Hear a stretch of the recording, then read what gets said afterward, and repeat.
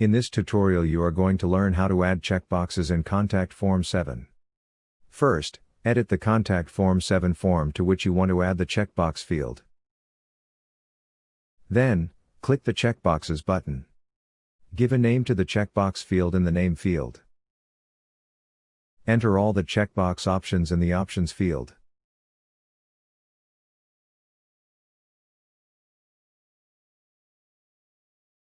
Click the Insert Tag button to add the checkbox field to the form.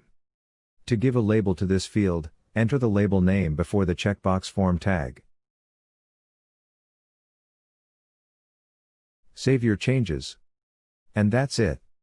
That is how you can add radio buttons in Contact Form 7. Okay.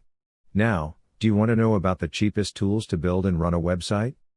I have created Website Builder's Toolbox that will give you this list of cheap tools. Click the link below this video to get the Website Builder's Toolbox. And, if you like this tutorial, then don't forget to subscribe to my channel and click the bell icon to get more tutorials like this.